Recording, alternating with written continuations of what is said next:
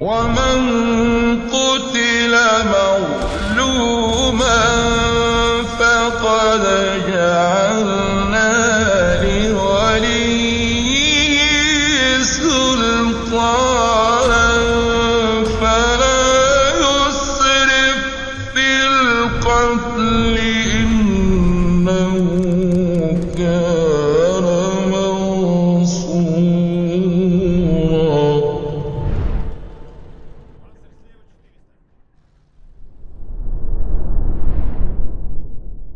Bismillahirrahmanirrahim. Assalamualaikum warahmatullahi wabarakatuh. Alhamdulillah. Alhamdulillahil khaliq al-bari al-musawwir al-muhaimin al-aziz al-jabbar al-muqaddim al-muakhir. Wa asyhadu an la ilaha illallah wahdahu la syarika lah. Lahul mulku wa lahul hamdu wa huwa ala kulli syai'in qadir. Wa asyhadu anna Muhammadan abduhu wa rasuluhu wa la nabiyya ba'dahu. Fa inna asdaqal hadithi kitabullah wa khairal hadi Muhammadin sallallahu alaihi wasallam wa syarrul umuri muhdatsatuha wa kullu muhdatsatin bid'ah wa kullu bid'atin dhalalah wa kullu dhalalatin finnar. Amma ba'd.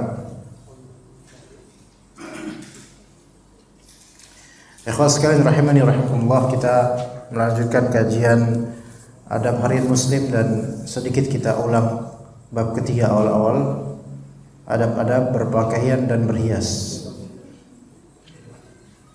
Ya, kita akan mulai dari poin pertama insyaallah taala. Yang pertama, disunnahkan memakai pakaian yang baru, bagus dan bersih. Baru di sini tidak mesti harus selalu baru, ya.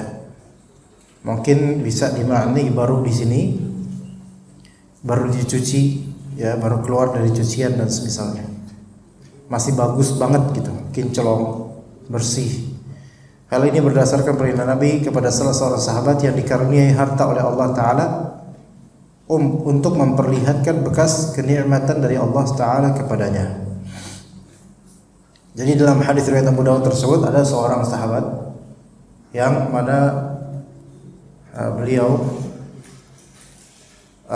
pakaiannya itu sangat lusuh dan semisalnya, sangat lusuh sehingga tampak seperti orang yang sangat miskin dan membutuhkan dana untuk membeli pakaian. Maka Nabi SAW bertanya kepadanya, apakah kamu tidak punya uang untuk membeli pakaian? Maka dia bilang, punya ya Rasulullah. Maka belilah. Sesungguhnya Allah Subhanahu wa taala senang jika kenikmatan darinya diperlihatkan, ya. Ya, jadi bagi yang memiliki uang, kecukupan, maka tafadhol, ya, jangan menyembunyikan itu, ya. Jangan menyembunyikan itu. Ada dengar suara-suara di sini, ikhwan. Mungkin besok-besok mejanya agak ke sini aja biar enggak numpuk di sana, teman-teman numpuk nanti, enggak imbang. Jadi sini manusia, ya manusia juga semuanya, ya. Maksudnya tidak banyak di sini. Nanti numpuk semua di sana. Baik. Jadi perlihatkanlah bekas kenikmatan dari Allah Ta'ala kepadanya. Kalau memang mampu, belilah sesuai kemampuan, ya. Jangan membelagakkan diri miskin atau sudah Allah Ta'ala berikan kepadanya kenikmatan dan keluasan, tapi dia memiskinkan diri dengan memperlihatkan kemiskinan dan kesulitan. Tidak, jangan seperti itu. Itu yang pertama. Tapi disunahkan memakai pakaian baru di sini bagi orang yang tidak memiliki pakaian sebelumnya, maka pakailah pakaian yang baru, belilah, ya. Yang kedua, pakaian tersebut haruslah menutupi aurat, tidak transparan dan tidak memperlihatkan lekuk-lekuk tubuh. Menutup aurat, tidak transparan. Karena dengan transparan akan terlihat auratnya, bahkan kadang-kadang malah itu lebih menggoda dibandingkan tanpa tutupan. ya. Dan juga tidak memperlihatkan lekuk-lekuk tubuh, yang kadang-kadang itu malah lebih menggoda walaupun memakai pakaian tapi ketat sehingga tampak lekuk-lekuk tubuh. Baik laki-laki maupun perempuan ini, ketika keluar ke publik, baik laki-laki atau perempuan, maka yang lebih afdal adalah tidak memakai pakaian yang ketat sehingga ngecap atau tampak lekuk-lekuk tubuhnya di bagian aurat. Ya. Adapun di bagian bukan aurat, maka mudah-mudahan tidak masalah. Seperti kaos, lakukan lengannya ngecap tampak, itu insya Allah nggak masalah untuk laki-laki. Ya. Adapun di bagian aurat, seperti dari pusar sampai ke lutut, sampai menuju lutut, kemudian ketat dan dia berjalan begitu saja keluar, maka ini tidak jauh beda dengan membuka aurat. Ya. Ketiga, pakaian tersebut tidak menyerupai pakaian lawan jenisnya. Pakaian tersebut tidak menyerupai pakaian lawan jenisnya. Jadi pakaian laki-laki tidak menyerupai pakaian wanita atau sebaliknya. Maka kalau urf yang berlaku bahwa pakaian tersebut adalah pakaian laki-laki, maka wanita jangan memakainya. Atau sebaliknya, pakaian tersebut dikenal oleh masyarakat sebagai pakaian perempuan, maka tidak boleh laki-laki memakainya. Misalnya laki-laki memakai jubah atau daster berbunga-bunga dengan motif bunga, datang ke kajian, jenggotan pakai daster motif kembang, jenggotan, gak isbal memang, tapi datang untuk sholat jadi pusat perhatian. Ini kok kayak gini ya, ini fulan kenapa kayak gitu, ya? Atau sebaliknya, ummahat pakai baju koko, nggak bisa. Gimana ummahat pakai baju koko pakai songkok kemudian, nggak bisa. Maka secara urf itu dikenal pakaian pada khusus jenisnya, gendernya, maka nggak boleh lawan jenis untuk memakainya, karena itu merupakan bertasyabuh dengan lawan jenis, dan itu dilaknat oleh Rasulullah SAW. Hal ini berdasarkan hadis Ibnu Abbas radhiyallahu anhuma. Beliau berkata, la'ana Rasulullah sallallahu alaihi wasallam al-mutasyabbihina minar rijali wan nisa wal mutasyabbihati minan nisa'i birrijal. Ya. Yaitu Rasulullah SAW melaknat laki-laki yang menyerupai wanita dan wanita yang menyerupai laki-laki. Dilaknat oleh Rasulullah SAW. Taib, di sini ana ingin menyampaikan masalah fikih berkaitan dengan istilah namanya khuntha dan mukhannats. Ya, ada istilah namanya apa? Khuntha dan mukhannats. Apa itu khuntha? Apa itu mukhannats? Ya, khuntha ini tidak hanya berkaitan dengan pakaian saja, tapi berkaitan dengan attitude, kelakuan, sikap, tingkah laku dan semisalnya. Khuntha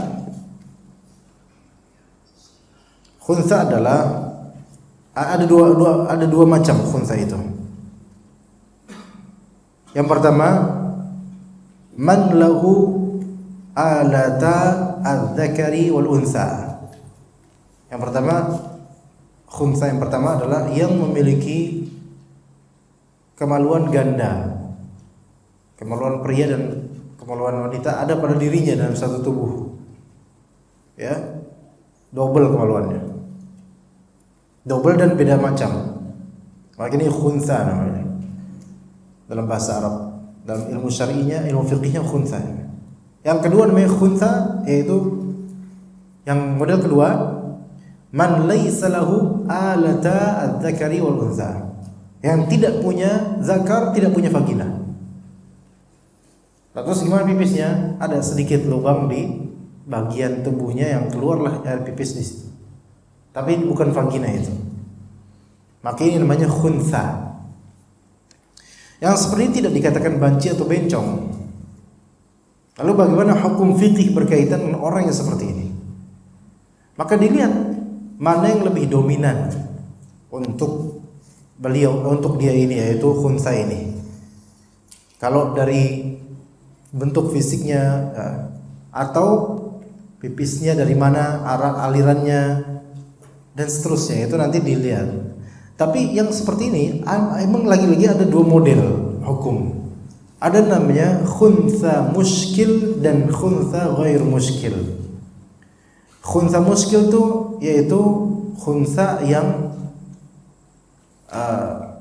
sulit diketahui jenis aslinya. Laki atau perempuan ini sulit nih, karena dalam satu tubuh ada dua kemaluan atau tidak sama sekali, dan sulit untuk menyatakan dia laki-laki murni atau perempuan murni. Ini namanya khunsa muskil. Ada yang kedua namanya khunsa ghair muskil. Khunsa ghair muskil yaitu khunsa baik memiliki dua kemaluan atau tidak memiliki sama sekali, tapi dilihat dari karakternya jelas dia itu laki-laki atau perempuan. Ini namanya khunsa ghair muskil. Maka ini lebih enak kalau misalnya ghair muskil.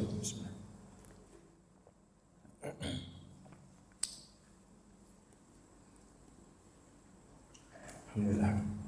Kemudian tadi istilah khunsa sudah ada jemaah, tetapi ini kasus jarang sekali. Mari kita ke kasus yang tidak jarang, yaitu mukhannats namanya. Mukhannats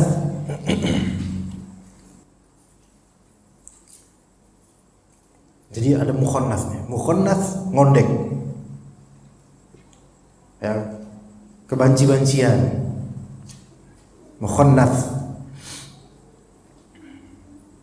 Mukhannats terbagi menjadi dua macam, ya, yaitu mukhannats yang tabi'i, ya, minal wiladah. Tabi'i yaitu tabiat dari lahirnya, ya, gerakannya itu gemulai, cara ngomongnya seperti itu, emang dari dulu, dari kecil, dari lahir kayak gitu. Atau yang kedua, mukhannats yang bukan tabi'i, yang apa istilahnya, mukhtalaq atau dibuat-buat, bencong dibuat-buat, banci dibuat-buat. Dan jumhur banci ini yang model kedua. Kebanyakan banci model kedua, dibuat-buat, bukan asli. Apalagi yang bawa kotak amal, ya, tromol yang bawa apa tuh, kerincingan tuh di jalan tuh. Semakin mentor semakin kita yakin kebanciannya.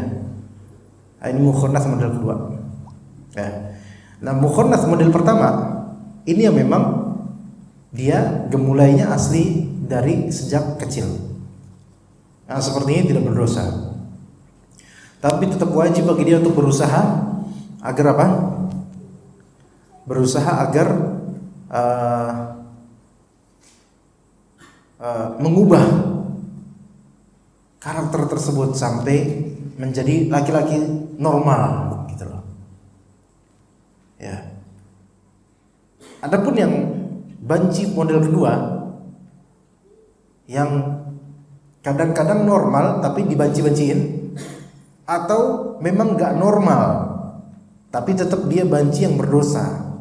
Nggak normal sih maksudnya homo. Maka semua ini berdosa, dosa besar dan terlaknat.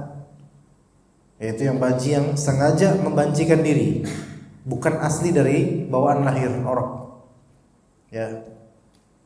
Dan rata-rata kebancian sedikit yang bawaan orok rata-rata tidak sampai derajat homo, rata-rata. Paling maksimalnya tidak bersyahwat, dah itu aja. Paling maksimalnya. Ya. Paling maksimal tidak bersyahwat. Makanya sebagian di zaman Nabi, mukhannats yang model pertama ini ada. Di zaman Nabi, mukhannats model pertama ini ada. Tapi riwayatnya beberapa saja, 2 atau 3 orang. Mukhannats model pertama. Taib, apakah mukhannats model kedua itu boleh bercampur baur dengan perempuan? Haram, tidak boleh, karena aslinya laki-laki yang membancikan diri. Bagaimana dengan mukhannats model pertama yang tabiatnya begitu dan tidak ada syahwat menuju perempuan, tidak pula ke laki-laki, yang kan lagaknya gemulai gitu ya, dan suka berteman dengan perempuan, suka gosip bareng, sama lah pokoknya modelnya. Maka bagaimana hukumnya? Boleh nggak ngumpul dengan perempuan, ngerumpi bareng gitu? Di zaman Nabi terjadi, dan kadang Nabi biarkan yang seperti itu. Cuman ada satu peristiwa dalam Sahih Bukhari rahimahullah, dan juga dalam Sunan Abi Dawud rahimahullah, disebutkan dengan sanad beliau menyambung kepada Ummu Salamah, istri Nabi sallallahu alaihi wasallam. Ummu Salamah ini istri Nabi, dan Ummu Salamah punya adik namanya Ubaidullah atau Abdullah atau Ubaidullah. Dan ketika itu ada di rumah itu juga adiknya Ummu Salamah. Nabi SAW beliau kan istri banyak dan menggilir kepada istrinya, dan ketika itu datang ke rumahnya Ummu Salamah, masuk, dan beliau melihat ada istrinya itu Ummu Salamah, ada adiknya Ummu Salamah itu Abdullah atau Ubaidillah, dan juga ada satu mukhannats yang asli tabiatnya mukhannats.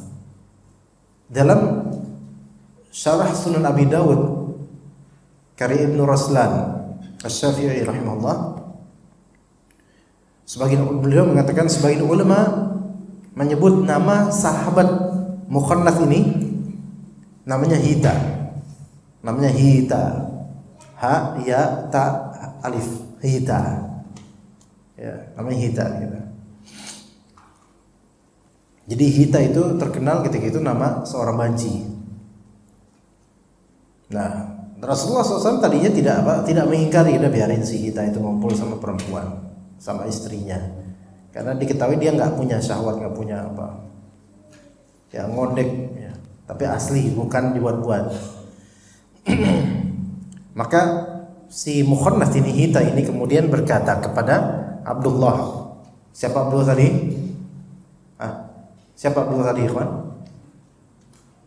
Siapa Abdullah tadi? Antum dengar cerita enggak? Abdullah tadi ini siapa Abdullah ini? Adanya siapa? Ummu Salamah. Dia bilang, Abdullah bapaknya Rasulullah. Bukan, Abdullah itu adanya Ummu Salamah. Berkata Hita ini kepada Abdullah, ya Abdullah, lau fatahallahu lana at-ta'ifah lau 'arifannaka bimra'atin tuqaddimu arba'an wa tudabbiru thamanan atau thamaniyatan, tuqaddimu arba'atan wa tudabbiru thamaniyatan. Wahai Abdullah, kalau misalnya bukan Taif, lau fatahallahu alaina Khaybar, wahai Abdullah, kalau Allah Ta'ala bukakan untuk kita pertempuran Khaybar, kita menang. Khaybar atau Taif? Khaybar mungkin. Khaybar, kalau misalnya Khaybar kita kaum muslimin menangkan buat kita, kata si bencong atau kata si banci ini, mukhannats ini, kalau Khaybar kita menangkan nanti mereka muslimin, aku akan memperkenalkan engkau wahai Abdullah dengan seorang perempuan, maju 4 mundur 8. Ngerti ya? Fadl, yang ngerti, yang bisa jawab, insyaallah dapat hadiah. Hadiahnya parfum deh, parfum yang Anda pakai. Ayo, hadiah parfum. Enggak bayar kok, enggak bayar. Bukan masalah bayar ya, masalah ini artinya apa kan susah ya Pak. Yo, maju 4, tudabbiru sama niatan. Maju 4, mundur 8. Ayo, sok siapa? Ayo. Belum pernah kan dengar hadis ini kan? Belum. Maju 4, mundur belakang. Pak Idrus bisa jawab? Atau semuanya berkumpul untuk menjawab? Fadhal. Maju 4, mundur belakang. Ya, anak siap ini untuk menghadiahkan karena anak yakin atau nggak bisa jawab, makanya anak berani untuk. Fadhal. Assalamualaikum warahmatullahi wabarakatuh. Karena yang maju 4 itu setelah dia tahu dia mundur. Kedua kalinya balik lagi dia mundur lagi jadi 8 kan. Mundur 8. Anak pakai dulu Pak ya. Anak pakai dulu. Anda sendiri nggak ngerti Pak jawaban antum tuh apa maksudnya.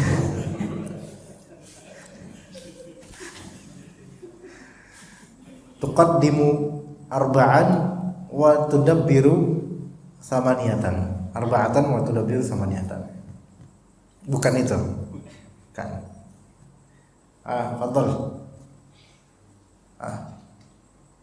Jadi ditawarin nih Abdullah nih. Nanti kalau misalnya saya kenal dengan seorang perempuan di daerah Khaybar yang mana dia itu maju 4 mundur 8. Setelah dia si Mukhannaf ini banci ini ngomong seperti ini, Rasulullah SAW bilang, "Ukhruj, keluar kamu.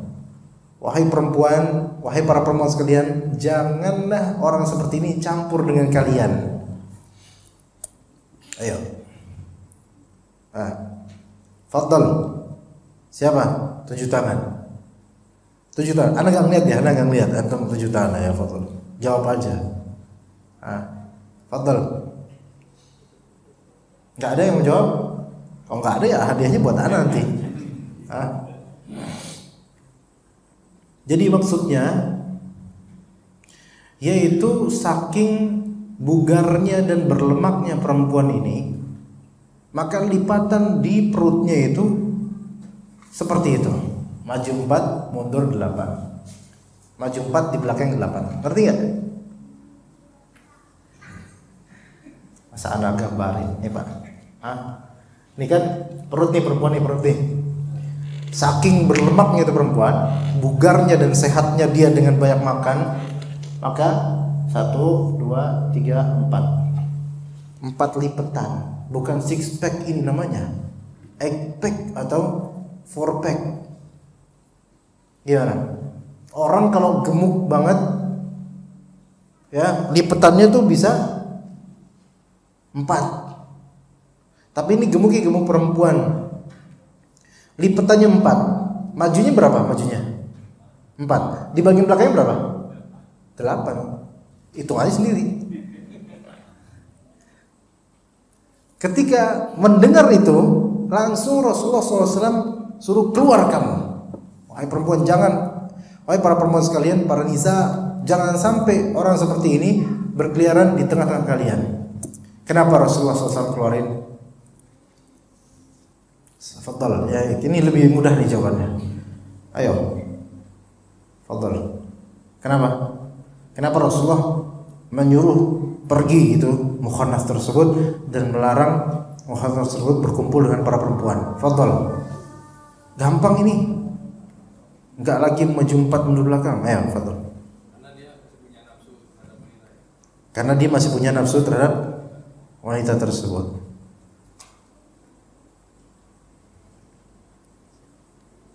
Dalam penjelasan ulama tidak sampai seperti itu. Tapi iya bagus menjurus. Hanya bukan sampai nafsu, tetapi dia ini kan asli laki-laki. Hatta memang tidak punya nafsu misalnya. Tapi kalau sampai memperhatikan perempuan sampai ke 4 maju, sampai ke lipatan perut, itu berarti apa? Sesama perempuan aja belum tentu mikirin itu, melihat itu ya. Lah kok dia masih, dan kemudian dia mendeskripsikan ke orang-orang akan hal tersebut. Berarti potensi nyablak dan suka mengumbar bentuk tubuh perempuan, itu maksudnya. Tapi mau ini Pak. Fadl. Hadiah dari Fadl. Lumayan. Iya. Jazakallah khair atas jawabannya.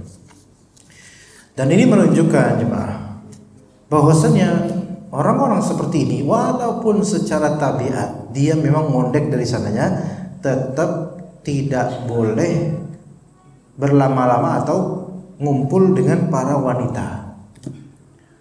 Ya. Sekarang kalau di salon-salon itu gimana menurut antum? Mukhannats yang model apa yang di salon-salon itu? Yang model memang tabiat aslinya atau dibuat-buat, atau kadang ini kadang itu, beda-beda ya. Tapi tetap diwajibkan atas orang-orang ini untuk berusaha bersikap seperti laki-laki pada umumnya. Iya, ya begitu. Dan berpakaian seperti pakaian laki-laki pada umumnya. Ya. Gak boleh dia berpakaian seperti perempuan karena itu akan dilaknat.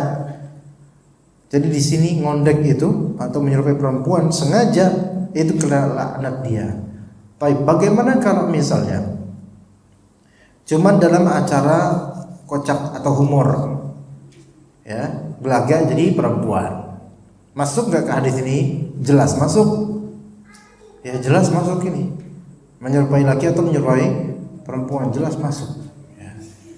Makanya para pelawak itu umumnya terlaknat karena banyak dari mereka selain pendusta, banyak dari mereka suka belaga seperti pura-pura seperti perempuan walaupun dalam konteks bercanda, maka terlaknat. Yang keempat, tidak memakai pakaian syuhrah, yaitu pakaian yang aneh yang tidak sesuai dengan adat kebanyakan orang di tempat tersebut sehingga mengundang pandangan orang. Jadi pakaian yang dianggap tidak sesuai dengan kebiasaan di teritori yang sedang dia berada di dalamnya. Kalau di pedesaan kemudian dia pakai sorban Yaman dan jubah Saudi, maka ini nggak cocok, akan menjadi pusat perhatian. Maka ini nggak boleh memakai libas asyuhrah. Kata Nabi SAW, man labisa thawba syuhratin fid dunya albasahullahu thawba madhallatin yawmal qiyamah. Barang siapa memakai pakaian syuhrah di dunia, maka Allah akan memberikan pakaian kehinaan di hari kiamat. Karena biasanya orang yang memakai pakaian syuhrah itu orang yang nyari perhatian. Nyari perhatian dan dia nyari popularitas. Berarti ada pada kalbunya hubbus syuhrah. Hubbus syuhrah yaitu cinta popularitas. Ya, cinta popularitas seseorang itu beda-beda cara menggapainya atau bentuknya, realisasinya beda-beda. Ada yang hubbus syuhrah, cinta popularitas dengan cara apa? Mengkritik orang besar, ya, pansos istilahnya, mengkritik orang besar, iya, mengkritik dengan keras, ya, dan semisalnya itu diantara bentuk pansos yang mewujudkan sikap hubbus syuhrah. Tidak ada keikhlasan pada orang yang cinta popularitas seperti ini. Kemudian diantara bentuk hubbus syuhrah juga bisa melalui pakaian, bisa melalui pakaian, dan bisa melalui aksesoris atau kendaraan. Iya. Kalau misalnya di lingkungannya itu tidak ada yang pakai moge, dan moge itu motor gede itu hobi yang mubah asalnya. Tetapi ketika dia memakai dan jalan di jalanan umum, maka pasti akan menjadi center of attention. Benar atau tidak? Pasti. Itu pasti. Ya, mogenya kayak gini nih. Stangnya di atas, ya, kepalanya di bawah, stangnya di atas. Dia capek sendiri. Ya. Udah gitu jangan gitu sampai Bogor lagi. Itu pulang-pulang jadi kayak gini dia nanti. Ya, dan kemudian semua orang memperhatikan dia. Ya. Sulit untuk husnudzon kepada orang-orang seperti ini. Wah, mereka tuh ikhlas tahu pakai moge, sulit. Ya, karena ada kepastian bahwasanya mereka itu menginginkan apa? Dikenal, keren, dilihat. Nah itu, cuma pengen dilihat aja. Ini hubbus syuhrah termasuk dengan kendaraan. Yang sia-sia, ada pula yang lebih sia-sia dan lebih rendah.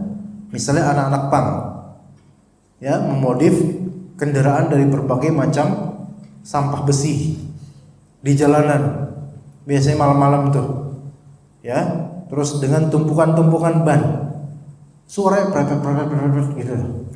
Orang-orang lagi pulang kerja, dari mereka sibuk dengan kendaraan yang rendah itu. Itu tujuannya apa? Supaya dilihat kan? Pasti supaya dilihat. Ada hubbus syuhra di sini, bahkan nggak ada faedahnya. Dan sering kita lihat kendaraan mereka ini mogok di tengah jalan, itu kan ngeselin. Iya, termasuk. Bahkan termasuk dengan aksesoris, piercing, merchandise dan semisalnya yang memang ditujukan supaya orang-orang itu menjadikan dia sebagai pusat perhatian. Hubbus syuhra, ya, seperti apa? Cuping telinganya itu dibolongin gede. Ya, kadang ada yang lidahnya jadi resleting. Ya. Atau pakai pakaian gotik. Tahu gotik enggak, Pak? Serba ireng. Celaknya hitam banget, alisnya alis kucing. Jalan dengan lipstik hitam dan tindikan. Jalan di mana? Di masyarakat. Orang ini pakaian hubbus syuhrah, pakaian syuhrah, pakaian ketenaran. Bukan merupakan karakter orang yang beriman yang seperti ini. Makanya seperti ini dicela dan diancam di akhirat nanti. Dan ini termasuk apa? Termasuk dosa besar. Termasuk dosa besar. Ya, termasuk juga hubbus syuhrah atau pakaian syuhrah. Masuk pesantren, kemudian pakai kaos yang di belakangnya ada gambar perempuan. Masuk pesantren. Jadi itu terjadi di pesantren anak dulu. Waktu kita masih SMA, ada satu keluarga ngunjungin santri, keluarga santri ini ngunjungin. Mungkin kayaknya kakaknya, abangnya. Itu pakai kaos, belakangnya kalau nggak salah Beverly Hills.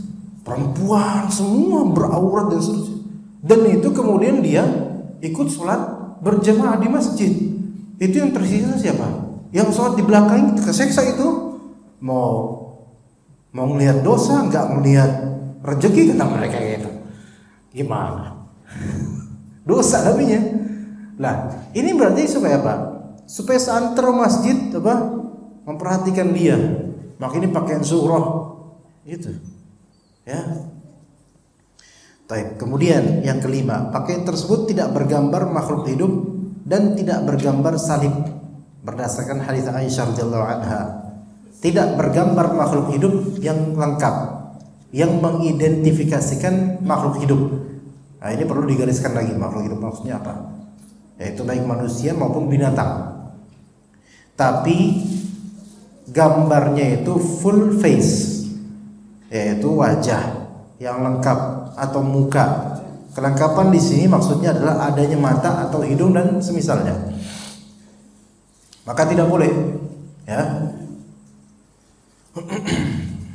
Atau ada gambar atau simbol agama lain seperti salib, bintang David dan semisalnya, itu nggak boleh, ya. Termasuk kaos bola yang ada gambar salibnya, ya, tidak boleh. Karena itu syiar mereka. Baik, kemudian bagaimana tentang gambar makhluk hidup di pakaian atau di buku-buku? Maka kita katakan, ya,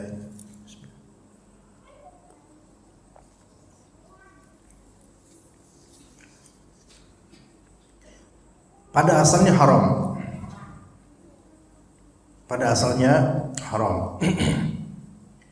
Tetapi ketika itu tidak memungkinkan untuk tidak terelakkan gitu, tidak bisa dihindari, maka dimaafkan. Ya.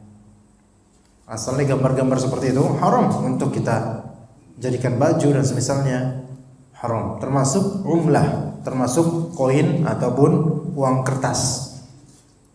Maka gambar-gambar yang ada padanya itu termasuk gambar-gambar yang diancam, yang pemiliknya, yang pembuatnya diancam oleh Allah Ta'ala. Tapi mungkin nggak kita kemudian menghindari duit? dikasih gaji nggak mau. Nggak mau uang yang ada gambar makhluk hidup. Kenapa? Karena dilarang. Ya, alhamdulillah kalau gitu, kalau antum yang prinsip gitu, cepet-cepet ngomong sama anak, biar buat anak aja. Yang seperti ini tidak terelakkan, ikhwan. Nggak bisa. Mau nggak mau nggak bisa. Coba uang mana yang tidak ada gambar makhluk hidup? Koin 100 perak ada nggak? 1000 nggak ada ya? Masa 1000 beli apa 1000-an segepok itu susah, nggak bisa kita kabur darinya, ya. Makanya seperti dimaafkan, diberi uzur. Yang kedua berikutnya yang semacam ini adalah popok bayi dan pampers atau semisalnya, ya. Itu mencari yang tidak bergambar nggak bisa. Ya, popok bayi apa yang apa itu pampers itu nggak bisa. Cari yang polos, ya. Cari di Indomaret, tanya ke kasirnya, Mbak, pampers bayi yang polos ada nggak? Ya bapak, mbaknya juga bingung, nggak ada. Saya pokoknya maunya yang ada yang nggak ada gambarnya, Mbak, nggak ada. Cari di warung kelontong nggak ada juga. Yang bayinya bikin sendiri aja kok gitu, ya. Nggak ada. Iya. Jadi rumah kita itu nggak lepas dari gambar sebenarnya, jemaah. Ya, baik. Kemudian yang juga dimaafkan nomor 3 yaitu suwar mumtahanah. Suwar mumtahanah, gambar-gambar yang sifatnya dihinakan atau direndahkan, bukan merupakan sesuatu yang mu'azzam. Jadi ada dua model suwar atau surah mu'azzamah dan surah mumtahanah. Surah mu'azzamah itu adalah gambar yang dianggap, ya, dianggap dan dijadikan sebagai hiasan utama untuk suatu produk, ya, hiasan utama untuk suatu produk yang mana orang membeli produk itu karena gambar tersebut, yang mana orang membeli produk itu karena ada gambar tersebut, maka ini masuk ke kategori yang haram. Contoh apa? Contoh baju batik yang ada gambar makhluk hidup, terutama burung. Sekarang batik, terutama batik tulis, itu gambarnya macam-macam loh. Gambar ikan, beneran ada. Gambar kebo ada kadang-kadang. Banteng ada. Gambar apa lagi ya? Macan, singa, kelawar, macam-macam. Bahkan gambar corona juga ada. Kalau itu nggak apa-apa. Nah sekarang masalahnya kan batik itu ketika ada gambar burung dengan lengkap kepalanya, itu kan berarti membuat orang pengen beli batik itu karena ada gambar ini, maka haram dibeli dan haram dipakai. Ya, batik seperti itu. Ya, kalau misalnya kita terlanjur punya batik seperti itu, coret atau tutup bagian matanya. Cuman itu kan enggak, ya masa pakai batik terus pakai lakban putih, gimana? Atau coret pakai spidol, ya, begitu. Tapi termasuk juga baju bola yang ada gambar makhluk hidup. Kenapa begitu? Karena gambar makhluk hidup di baju bola ini kerap kali merupakan simbol atau logo tim tersebut. Contohnya apa?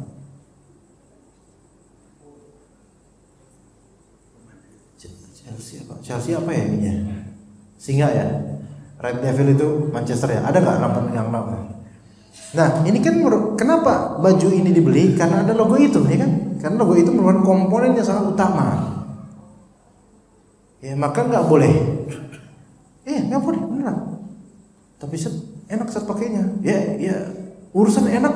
Ya babi juga kadang enak. Tapi kan nggak boleh. Kenapa? Karena di sini ada gambarnya dan gambar makhluk hidup tersebutlah yang karenanya lah dibeli. Iya, maka tidak boleh, ya, seperti itu. Adapun surah yang kedua, itu tadi surah yang dianggap. Surah yang kedua yaitu yang terhinakan atau direndahkan atau diremehkan, maka ini nggak masalah. Contoh keset, dan keset tersebut gambarnya gambar Dora, dan antum benci banget sama Dora, nah boleh tuh. Ayo, boleh. Ya. Wallahu a'lam. 6. Laki-laki diharapkan memakai emas dan sutra kecuali darurat. Memakai emas secara mutlak haram. Kalaupun ada darurat itu yang sutra. Taib sutra haram kalau sutra tersebut full dan berasal dari sutra alam. Ya, ini bukan nama perumahan ya. Sutra asli, silk asli dari ulat sutra. Ya, maka yang seperti ini haram untuk laki-laki. Adapun kalau hanya sebatas penamaan saja, dan itu bejibun di market, sarung sutra, baju sutra, itu rata-rata penamaan saja. Karena harga-harganya paling mentok berapa? 1 juta, 2 juta. Sutra asli yang benar-benar asli nggak memungkinkan untuk betul-betul dijadikan baju hanya segitu. Jauh lebih mahal. Karena seratnya sangat mahal itu sutra itu. Sutra asli ya, sangat mahal. Ya. Maka kalau memang ada pakaian sutra yang betul-betul dari sutra asli dan antum yakin dari sutra asli, maka haram. Masalahnya pedagang sekarang cuma saking jahilnya pedagang. Ya, dan anak pedagang juga, anak pedagang pakaian juga. Nanya kita, ini sarung sutra ya? Iya. Ini lihat pedagang sarung sutra nih. Teramin dulu. Tahu kan sarung sutra itu? Kita tanya dia, harganya berapa nih? Ini sarung sutra ya? Iya. Harganya berapa? 2 juta. Wih, 2 juta tinggi banget. Iya, ini sutra asli. Antum nanya kemudian, sutra asli dari ini, dari apa namanya? Dari ulat sutra gitu, proses dengan dari ulat sutra. Dia akan bilang, iya ini sutra asli ini. Makanya untuk meninggikan apa? Harga 2 juta itu gitu loh. Worth it gitu, sesuai dengan keaslian sutranya itu. Pedagang ngomong gitu, ini sutra asli. Padahal belum tentu, bukan. Mungkin campuran, memang ada sutra yang mungkin campuran, bukan sutra asli. Tapi pedagangnya bilang, ini sutra asli ini, makanya harganya tinggi gitu loh. Antum tembak kemudian, tapi kan sutra asli itu nggak boleh laki-laki pakai. Antum tembak gitu, dia akan jawab, oh enggak, ini bukan sutra asli, ini sutra campuran. Gitu. Kadang-kadang orang Padang tuh yang kayak gitu. Ya, antum tembak tuh, kena. Oh enggak, ini bukan sutra asli. Emang ada sutranya, cuma campuran dan seterusnya gitu. Iya, jadi kadang pedagang itu product knowledge-nya kurang. Dan kadang-kadang sok tahu, nggak ngerti. Nggak pernah ke pabriknya, tapi menaikkan harga dan dianggap ini sebagai barang yang sebegitu mahalnya. Maka kalau laki-laki misalnya ada biasanya sarung, kadang di baliknya itu ada kalimat tulisan Sutra Samarinda. Itu bahannya polister, harganya 70-80 ribuan jemaah. Sutra dari mana harga segitu? Satu benang itu baru 70-80 ribuan.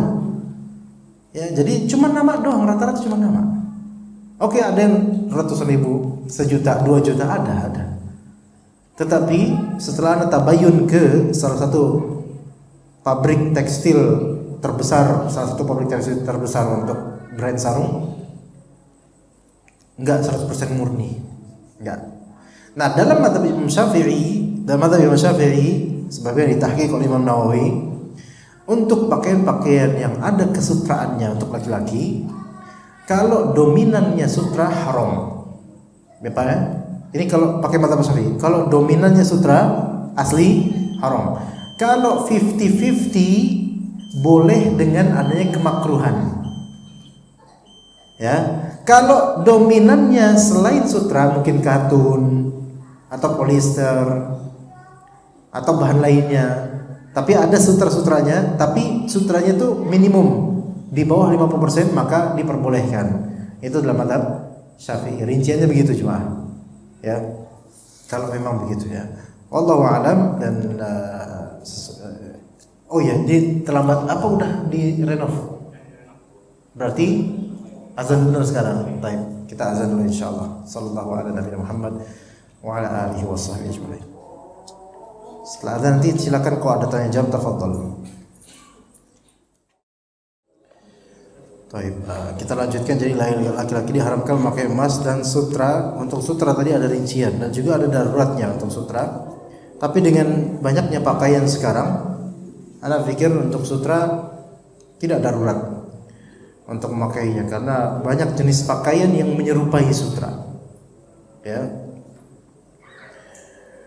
Berdasarkan hadis Ali radhiyallahu anhu, dia berkata sesungguhnya Nabi SAW memegang sutra dengan tangan kanannya dan memegang emas dengan tangan kirinya seraya bersabda, "Inna hadaini haramun ala dzukuri ummati." Sesungguhnya dua hal ini, sutra dan emas, haram bagi kaum laki-laki dari umatku. Umar bin Khattab radhiyallahu anhu pernah memberi kemudian memberikan kepada Rasulullah SAW suatu jubah atau pakaian terbuat dari dibaj atau sutra. Maka kata Umar, ya Rasulullah, pakailah ini supaya nanti di hari raya atau di ketika ada wafat atau adanya utusan bertemu dengan delegasi, pakailah ini biar terlihat berhias dan terlihat mewahnya sebagai seorang pemimpin. Maka kata Nabi SAW, "Inna hadza libasu man la khalaqa lahu fil akhirah." Sesungguhnya inilah pakaian untuk orang yang tidak ada bagiannya di akhirat, yaitu orang-orang kafir, karena ini terbuat dari sutra murni. Kalau di zaman Nabi mungkin produksi sutra itu murni, atau produksi pakaian di zaman Nabi SAW tidak semasif sekarang. Nah sekarang ini blend formulanya itu lebih kompleks lagi. Jadi saya pernah bertanya kepada seorang pedagang batik ya. Sekarang malah justru sutra murni itu malah susah ditemukan yang memang pakaian betul-betul dari sutra murni karena beratnya, harganya, ongkosnya. Ya, jadinya rata-rata malah sutra campuran, dicampur dan dilabeli ini pakaian sutra padahal campuran. Ya, begitu. Wallahu alam. Ya kita nggak tahu lah bagaimana para pedagang itu. Namun Nabi SAW pernah mengatakan, ya ma'asyar tujar innakum tub'atsuna yaumal qiyamati fujjar. Wahai para tujar, para pedagang, kalian itu di hari kiamat nanti akan dibangkitkan sebagai orang-orang yang fajir, yang banyak bohongnya. Jadi keumuman pedagang itu malah pembohong. Di antara bentuk kebohongan adalah mengatakan ini pakaian sutra padahal bukan. Mengatakan ini sutra murni padahal bukan. Bahkan ditulis di covernya sutra murni padahal bukan. Nah, ini enggak boleh kan seperti ini ya. Begitu, wallahu a'lam. Taib, untuk nanti next berikutnya insyaallah kita akan bahas pada 2 pekan mendatang. Jika ada rekan-rekan yang ingin bertanya, maka dipersilahkan, tafadhol. Fadhol, Pak. Waalaikumsalam warahmatullahi wabarakatuh. Tadi kan Ustaz jelaskan bahwa tidak boleh menggunakan pakaian bergambar bentuk manusia dan binatang. Kalau hukumnya untuk anak kecil gimana Ustaz? Misalnya kan anak kecil sambil belajar ya, dia masih mengenal hewan gitu. Itu boleh nggak kita memberikan pakaian bergambar karena senang kan kalau kecil itu? Itu yang pertama Ustaz. Yang kedua, kalau kita beli sama tapi poster untuk mengenal dia belajar hewan seperti itu, terus buku gambar itu boleh. Baik. Untuk pakaian tetap kembali ke hukum asal. Pakaian anak-anak ini masih ada posibilitas polos, walaupun juga lebih dominan ada gambar. Tapi begini, dibedakan. Kalau untuk anak-anak mudah-mudahan dimaafkan ya, dibedakan. Pakaian di anak-anak baik baju, sarung, celana yang kalau misalnya kita membeli pakaian anak-anak tersebut karena gambarnya, maka haram. Dan ada jenis-jenis pakaian yang memang qadarullah bergambar, tapi kita membelinya bukan karena ada gambarnya. Gimana? Paham nggak maksud Anda? Maksudnya yang pampers itu ya? Nggak mesti pampers, celana maupun baju. Nggak mesti pampers, celana maupun baju. Kadang-kadang pakaian anak-anak itu ada gambarnya kecil-kecil gitu. Dan kita membelinya bukan karena Hello Kitty-nya, bukan, enggak. Beda dengan misalnya anak kita minta, Abi, itu dong pakaian Spider-Man. Ya, misalnya di bajunya ternyata di sini ada gambar Spider-Man. Lah kalau kita beli berarti kita belinya karena memang ini jelas-jelas pakaian yang mengidentifikasikan gambar Spider-Man itu loh. Makanya ini nggak boleh jelas-jelas. Adapun kalau misalnya itu hanyalah bagian di pernak-pernik dan setiap orang di Indonesia membeli pakaian itu bukan karena gambarnya, melainkan ya beli aja buat anak, tapi kontrol ada gambarnya, maka ini nggak masalah, insya Allah, karena itu bukan termasuk gambar yang dianggap pengagungan dan dianggap gitu gambarnya. Gimana? Sehukum dengan semisal pampers seperti itu. Ya, tapi pampers ini lebih ringan lagi karena lebih darurat dan lebih sulit didapat yang polos. Tapi sebaiknya tentu menjauhi syubhat, menghilangkan syubhat, yaitu tidak. Tapi susah juga. Kadang-kadang anak-anak ada aja kita kedapat hadiah dari teman atau dan itu ada gambarnya. Tapi gambar itu bukan dominan dan bukan gambar utama, gitu loh. Jadi bukan hal yang primer dari suatu baju. Bukan dibeli baju itu karena gambar itu bukan. Iya. Beda kalau misalnya memang jelas di sini jelas dibeli itu karena ada gambar dinosaurusnya sehingga anak tertarik, maka ini nggak boleh.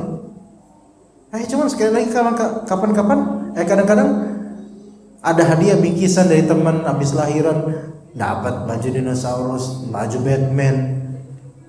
Iya. Nah ini gimana? Dibuang atau gimana? Dikerik atau gimana? Susah. Qadarullah. Ya, karena uruf kita yang seperti ini, tapi tetap nggak boleh yang seperti itu, nggak boleh. Itu yang pertama. Yang kedua apa ya? Taib. Adapun poster, gambar hewan dan semisalnya, maka sebagian ulama membolehkan untuk pelajaran. Untuk pelajaran dan tidak boleh dipajang. Kalau yang gambar makhluk hidup tidak boleh dipajang. Tapi poster beli misalnya untuk belajar bahasa Inggris, bahasa Arab dengan gambar, maka sebagian ulama membolehkan. Ya. Dan sebaiknya bukan yang kartun, sebaiknya membolehkan, tapi itu hanya untuk darurat belajar, bukan untuk pajangan. Wallahu a'lam. Ya. Ada lagi? Ya, fadhal. Jemaah, ayo. Silakan, Bapak. Ya. Mana dulu nih? Ya, silakan.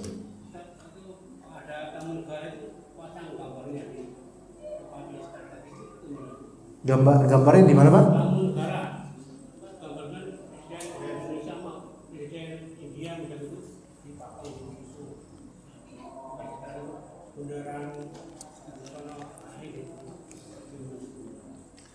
Mau dimanapun Pak, mau selama tadi apa gambar negara? Presiden. Selama presidennya makhluk hidup nggak boleh. Kalau presidennya pensil baru boleh Pak. Tapi presiden makhluk hidup kan, berwajah nggak boleh, nggak boleh. Iya, di baliho nggak boleh. Iya, walaupun keturunan Nabi Muhammad misalnya, keturunan keluarga Nabi Muhammad sambil kayak gini di baliho nggak boleh. Istighosa kubro misalnya nggak boleh. Ya nggak boleh itu macam-macam seperti itu. Wallahu a'lam. Fadhal.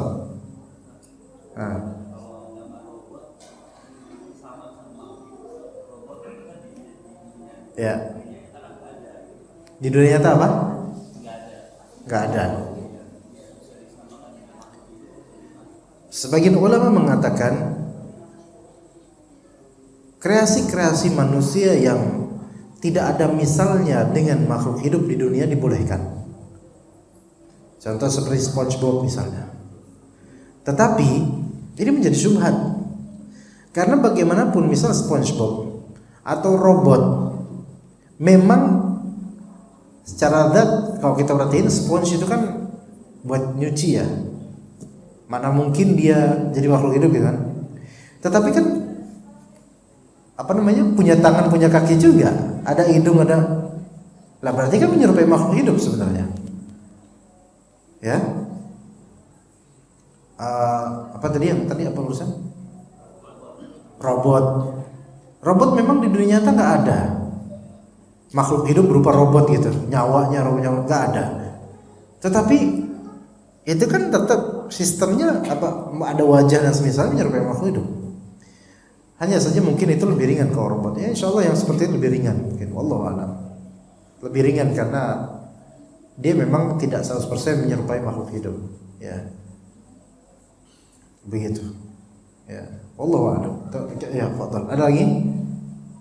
Kalau enggak ada, kita qomat insyaallah. Cukup sampai sini insyaallah. Baik, wassallallahu ala nabiyina Muhammad wa ala alihi washabbihi ajma'in. Subhanakallahumma wa bihamdika asyhadu an la ilaha illa anta astaghfiruka wa atubu ilaik. Assalamualaikum warahmatullahi wabarakatuh.